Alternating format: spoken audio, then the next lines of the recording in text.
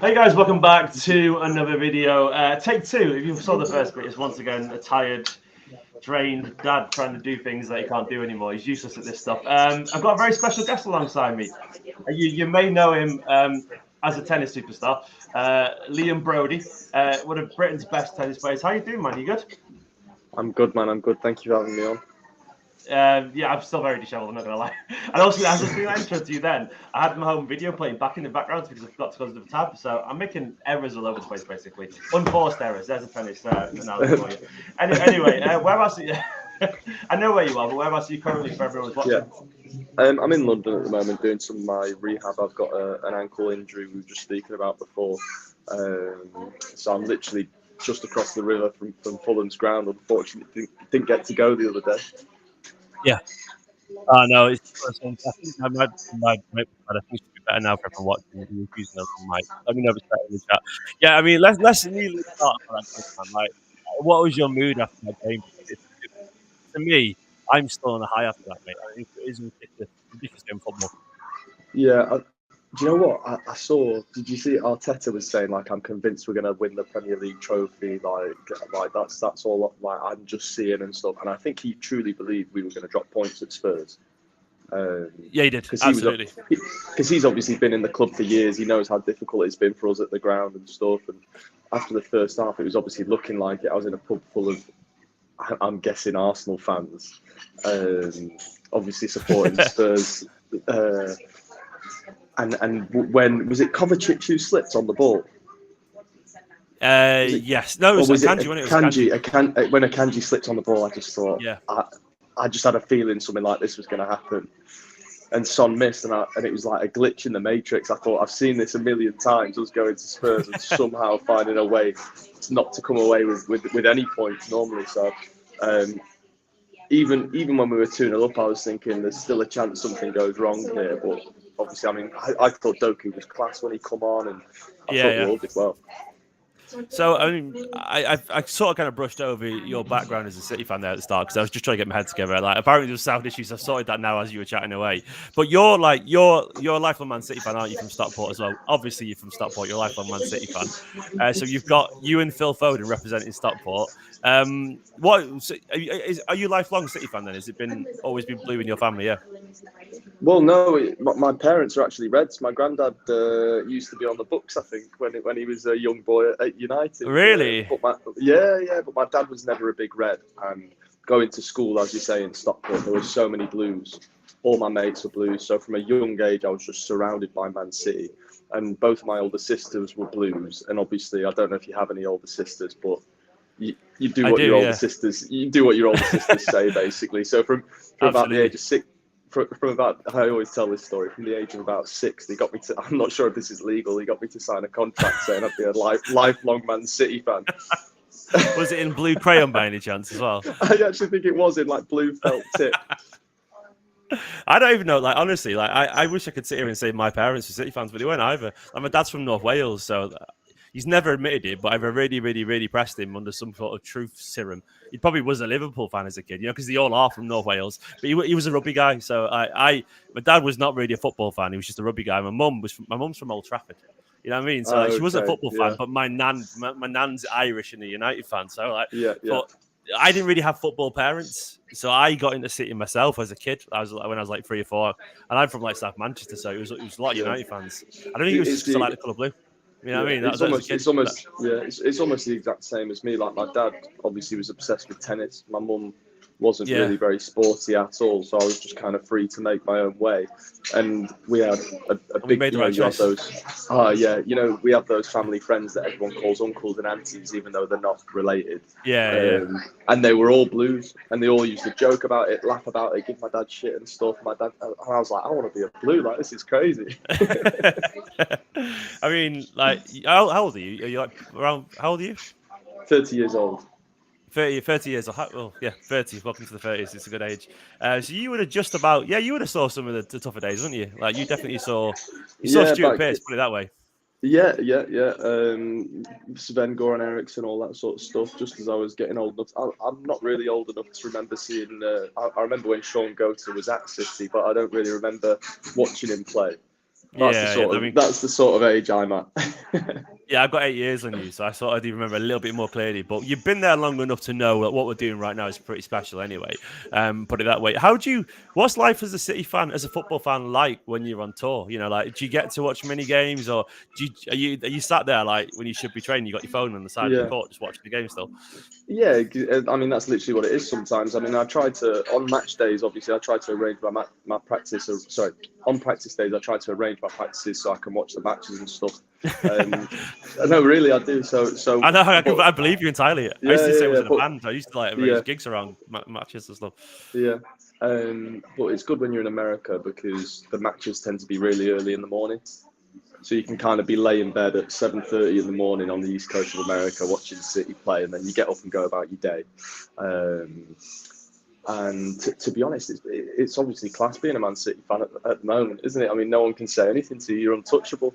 But what I've found funny over the last few years is the evolution of the club on an international scale. Like you would have seen it, wouldn't you, travelling? I guess. Mate, when I was first travelling, mate, nobody knew who Manchester City were. You'd say Man City, and they'd be like, "Who?" And there was one player that I know that was a Man City fan called Malek Jaziri, a Tunisian guy. Really? And I think we might have had a Tunisian player play for us years ago. Was it Jamel Belmadi? What's he called? It's someone in the chat let us know. I think it was Belmadi. I think maybe. Yeah. I think he's also. Jamel Belmadi, I think he's the coach. And he basically became a Man City. There was a Tunisian guy, and he told, I can't remember, and he told me that's why he became a Man City fan. And Trabelsi, Hatem Trabelsi. There you go. And now he's obviously, I guess, pretty pleased that he made that decision. but you see more and more now, especially with American tennis players and coaches, way more Man City fans. Is there anyone else on tour that you know that is a big football fan? In that, like, is there any other big football fans in tennis? Football's the most followed sport in tennis, by a long way. Yeah. I mean, Rafa Nadal's a renowned Real Madrid. Massive fan. I think Alcaraz is a Real Madrid fan. I think most Spanish players are split between Real and Barca. Andy Murray's an Arsenal fan. Is he? Yeah, you double partnered with Andy Murray, haven't you? Before, so yeah, I'm a big Andy. I love Andy Murray. I think he's ace. I don't know why he's divisive. I think he's fucking hilarious. He's good. He's a wind up, and that's all he does. It's the same as the rest of us. I respect that personally. I don't like. I watched your when I was sort of preparing for this video. I watched your centre court interview after, and you were just having that's what I would be like if I was on centre court, almost having a laugh about it. And I thought it was quite refreshing to see someone. You're taking it seriously, clearly, but just enjoying yourself. And speaking of centre court, by the way, what's your plans for this summer? I presume and hope you're going to be at Wimbledon. Yeah, exactly. So I was hoping to be back. I think my next tournament is supposed to be on the 2nd or 3rd of June. But I think I'm going to have to delay it another week. So it's going to be like the 9th or 10th. I can't remember which one's a Monday. I was going to start in Surbiton. I think I'm going to start in Nottingham, which is basically one of the build-up events to Wimbledon. Yeah. Because Liam was telling me beforehand, if you're watching, it's currently got a stress fracture. Is it in your ankle, is it? Or yes, stress fracture on my right ankle, yeah. Painful, and hopefully back for Wimbledon. It's gonna be wild watching Wimbledon, knowing that guy's a City fan. And I've chatted to him. I'm looking forward to it. And me and my missus is we were chatting about last night. Like Wimbledon, it's one of our bucket list things. Absolutely, Like one day. And you played there. What was centre court like? Was it terrifying? I was a very successful junior. I played on court one when I was sort of 17 years old. And really? And court one and centre court are like I think court one's maybe got 1,000 or 2,000 less seats than centre. Like if you were on the court, you wouldn't know which one was which. I mean, I always got them confused. So I've always had experience on them. So at that age, it was pretty terrifying. As it is in football, right? You get young players that go out and they look a bit like overwhelmed by the situations. Whereas as you get older, you get used to it.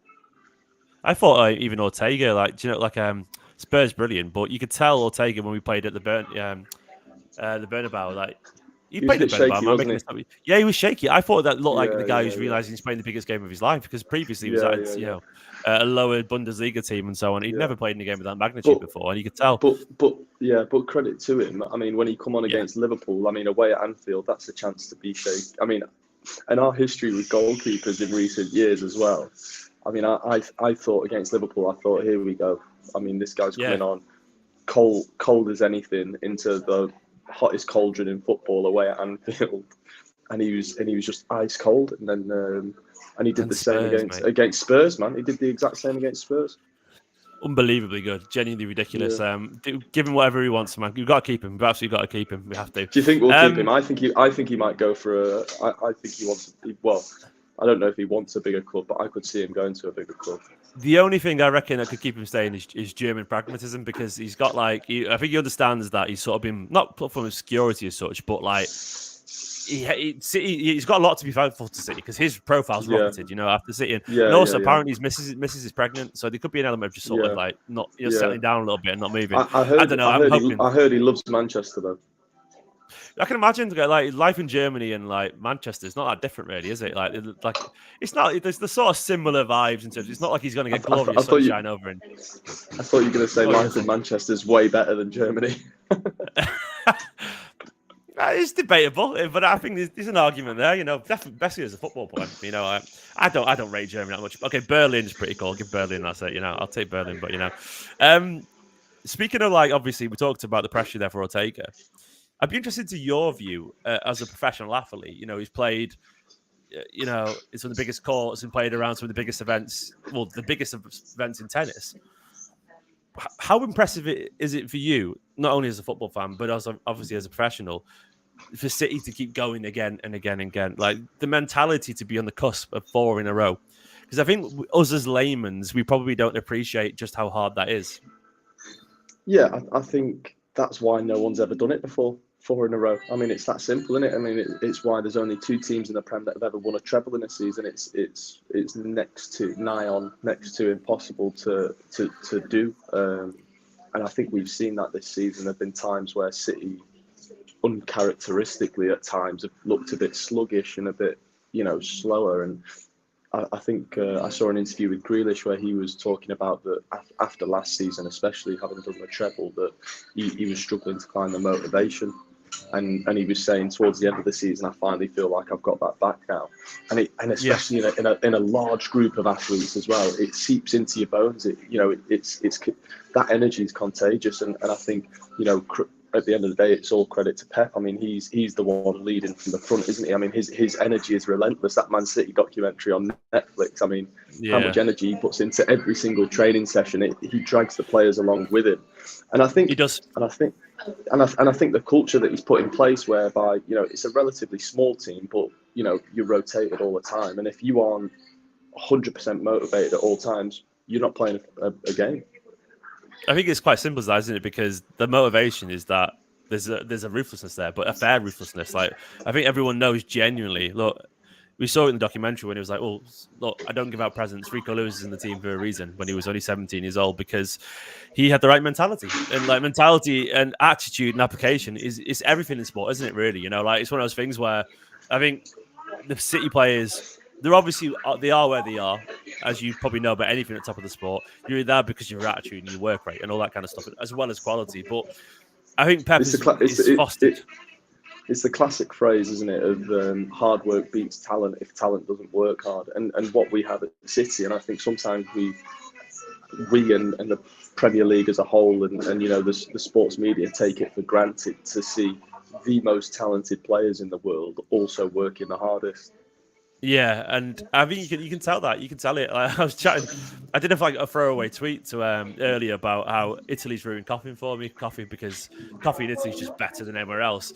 And a mate of mine replied saying that's very Tory behaviour. But my argument back was I can't watch other football now because City are so good. When I watch other teams play, I'm like, these are shite compared to City. Yeah. And so sort of things can ruin you. But that's the thing about City is they work that hard and the football is that good because they work that hard. And they are where they deserve to be for a reason, they are that good and that level. And it's sort of why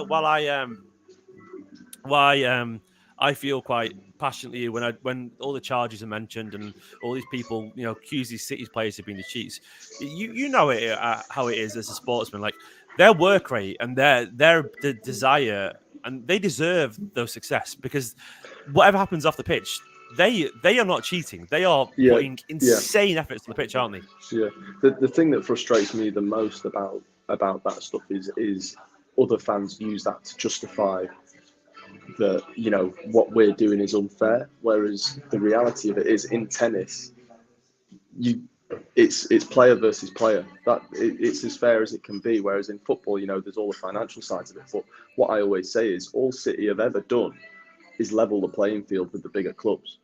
So people are saying people are saying, oh, it's unfair. You've spent all this. We've spent the same as Chelsea. We've spent the same as Man United. The same as Arsenal. So from a fairness sporting perspective, we're on a level playing field with these teams. Actually, that's the fairest it can be in sport. What's not fair is when these top clubs spend so much more than everyone else and nobody else can compete, and it's very rare then that you get a Leicester City winning the league, 5-10. How long ago is that now? 5-10 years ago? Jesus. Oh my God, mate. It was like 10 years almost. Yeah. 2016, was it? 2015, 16? Jesus. That's crazy. But then the same as Villa this season. But the thing that frustrates me about that is they think that you're cheating on the pitch to do that. But actually, it's 11 players versus 11 players. It's the manager versus the manager. It doesn't take away from the sporting achievement. You can't. They say, oh, you're buying trophies and all that. And Pep's press conference the other day, he said that if that was the case, where are Chelsea's trophies? Where are all of Arsenal's? Where are Liverpool's?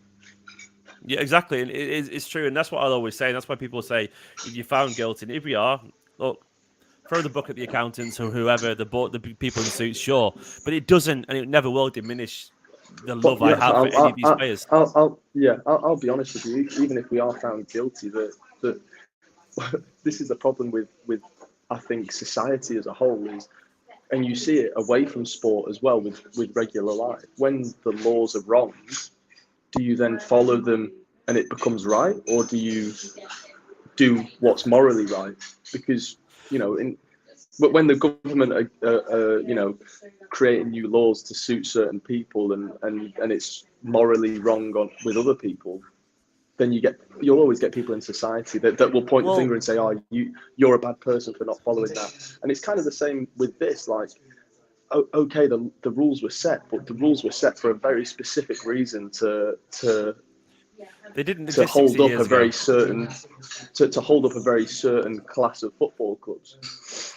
So they came in. FFP came in at the start of the 2011-12 season, the Aguero season. Funny enough, but that was when FFP came in. So we're talking like 13 years ago now, which is God, even that's a long time ago. But 14 years ago, you're allowed to spend your owner's money. Then one day they said, no, you can't spend your owner's money. So that's always been like what Chelsea did in the 2000s under Abramovich. Spent an awful lot of money. I don't remember the hate for them for doing that. I don't remember it. I remember talking about it being nouveau rich and all that kind of stuff. But I don't remember. I'll be honest. I think there is a tin. I'm not one to suggest this sort of stuff, but I do think there is a hint of racism behind it, in the sense that Abramovich is white, and a lot of the arguments I hear, about it's sports washing, it's all this. That's exactly what Abramovich was doing. He's an oligarch. He's in all sorts of shady dealings in Russia, and look at what's going on over there now. But he got, like you say, he got away with it, and it's way more business orientated than people realize as well. It's simply good business to be involved in Manchester City Football Club. Like the sports washing argument would weigh have a lot more strength for me if it was boosting their reputation. But I don't think it is. I think it's just entirely business for our owners, and I don't think they are. Yeah. I think they're thinking bigger than that, if that makes sense. But that's all the mucky side of it, and it's frustrating. But ultimately, I will never, regardless of what happens, I don't value Rodri's contribution or Phil Foden's or De Bruyne's anything less. I don't. To me, those memories will always be there because I know that those players deserve it, and I know that they weren't cheating. Those players, even whatever you put in inverted commas, cheating guys, I know those players they deserve what they got because they worked hard and they went to a club that just happened to be the right club for them at the time. If all those players were at another club with a different manager, they still would have worked hard and won. The point is they were there together under one banner. It doesn't change their effort or their commitment or their quality, in my personal opinion, whatever branch they're playing for. So yeah, I feel pretty passionate about that. How do you feel now, looking forward to West Ham, and how do you think the City players will be feeling? Once again, I know it's a very different sport, and you play in your own, so to speak. But what do you reckon the mood will be now? Just one of intense focus, I guess, or yeah, I think it'll be the same as it was against Spurs. You could see how badly they wanted it. I mean, I think that's why a couple of players came off a little bit the worse in a few challenges. I mean, they were desperate, giving every last inch they could. And I think Pep already will have that mentality drilled into them. You don't win a treble and be in with a chance to win 4 Premier Leagues in a row and another FA Cup trophy and put yourself in the position where you're in the Champions League without having that mentality. I think what he seems to be worried about is that the fans don't come a little bit too confident, because you see what he was saying in press about everyone bring your energy, like the season's not done yet. Like, he wants everyone to be aware that this is going to go down to the last game. West Ham are difficult, and if you're in any sport, if you're 5% off and you're a little bit too relaxed, teams take advantage of it. Have you felt that as well, as even when you play in tennis? Have you look back and gone, like, I wasn't quite as focused there, and you felt like it's cost you something, or? 100%. I mean, that's the pressure of sport, is if you relax and take your foot off the gas, there's always someone on the other side of the net or on the other side of the pitch that's going to take advantage of that. I mean, for West Ham to cap off a season with a win away at the Etihad, are you telling me they wouldn't bite your hand off at that? I mean, that's and the players will want it. As I know the fans of the whole West Ham, the players will always want it. And it's Moyes' last game as West Ham manager. Yeah, and it's Moyes' last game as West Ham manager, isn't it? I mean, he's going to want it as bad as anyone. I mean, those Spurs players, everyone was, a lot of Spurs fans wanted City to win, but those players wanted that win more than any other game this season. They really did. What did you make of Andy, by the way? What did you make of Andy's comments afterwards? I think he was right, but tone deaf. I don't think he read the room very well there. It's a tough one, isn't it? Because, I mean, Spurs have bloody, lost 4-0 to Newcastle, lost X amount of 0 to Palace. They've had a terrible run of form. And to then turn around and blame the fans for that City loss. I think a lot of the fans were frustrated, saying, mate, where have you been the last few weeks? That wasn't our fault. And he was mentioning top 4 not important. Yeah. I mean, he should be aware that in especially English football, your rivalries are toxic as hell. And sometimes, and I've seen videos of Arsenal fans saying the reverse. Did you see when Spurs were in the Champions League final, saying I'd happily lose the Europa League final if it stops them winning the Champions League? That's what football fans are like.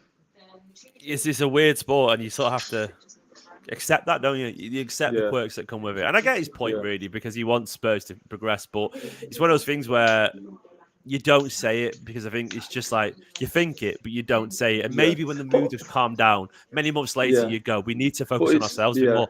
It's too raw at the time, too raw. But it's also difficult to say that. I mean, maybe say that when you're on a good run of form as well. Exactly, when everyone's calmer. Yeah. It's a difficult one to say it there. And then did you see he got a fan ejected as well for having a go at him? Really? Apparently he was saying like throw the game, wasn't he, or something? Yeah. Exactly. I'm not sure he should be thrown out of a football pitch off a ground for saying that. I mean, it's a bit ridiculous. But I found Ange's mentality weird. Like, he wanted, again, him as a manager, not only the players, he was showing more energy and passion for that game than he has for the previous 2 months of games, and maybe if he'd have shown that passion for the other games, the results would have been different. So that's why I kind of find it difficult to then turn around and blame the fans. He's got it wrong there. But anyway, West Ham City win 8-0. Moyes is lifting the trophy with Pep. Just picture it there together. I'll just imagine. I love the idea, by the way. They do beat him. They all go, fuck it, let's just enjoy it with them. The West Ham players. Are you going back? Are you going to try and go, or? I'm going to try and go. I'm going to try and catch a ticket somehow. I've tried for the Fulham away. Obviously, I couldn't go because I had a scan during that time, and one of my mates had a spare ticket. Annoyingly, did you watch it on your phone during it? Yeah, during the scan. Yeah. No, I went and sat in the pub afterwards, had a beer. So I'm hoping, because I'm going home on Saturday, so I'm going to try and grab one for that.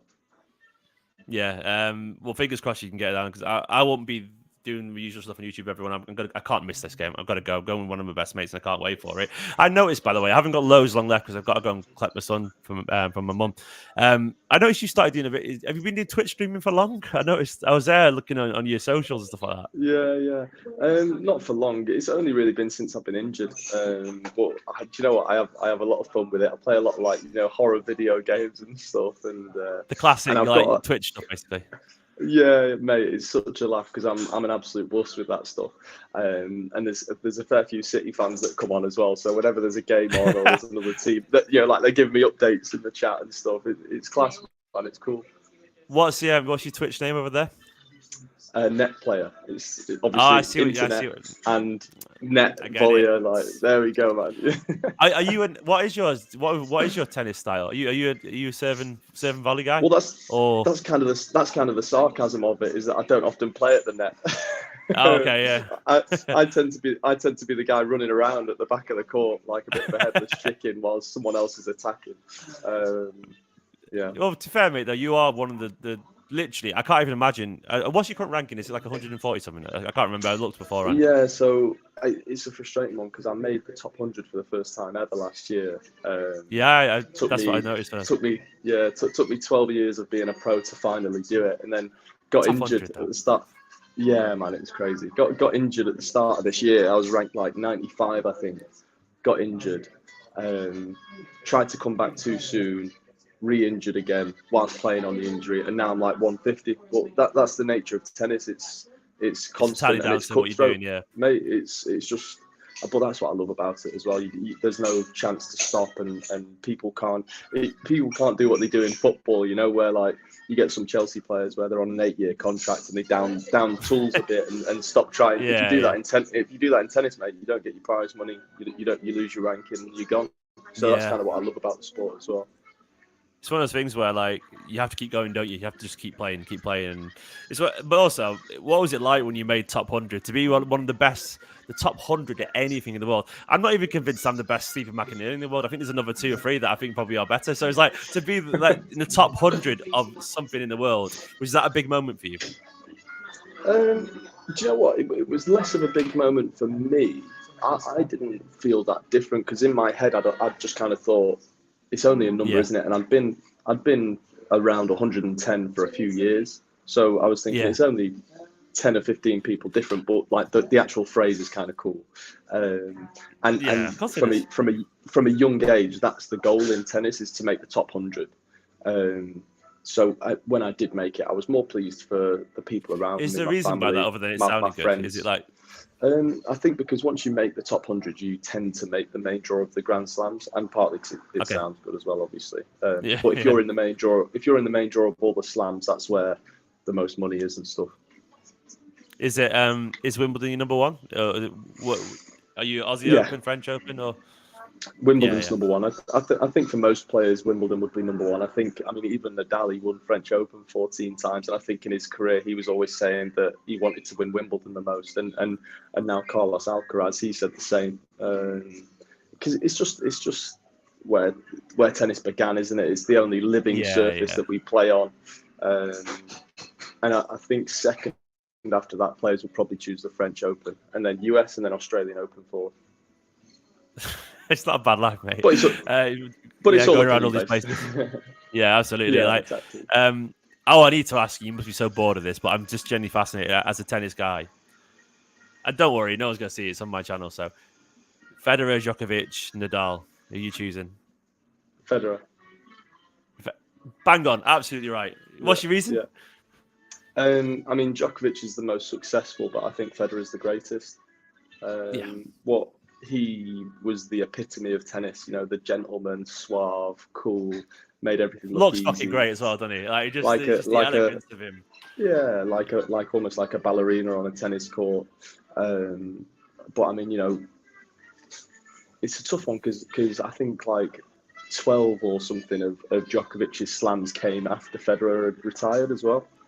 And obviously after Nadal's been struggling with his injury worries as well. So it's a bit of a different era. But for me, seeing Federer when he was at his peak, I mean, it's like a Ronaldo Messi thing, you know, like we've seen the greatest sportsman in the history of the world across two sports at the same time. So yeah.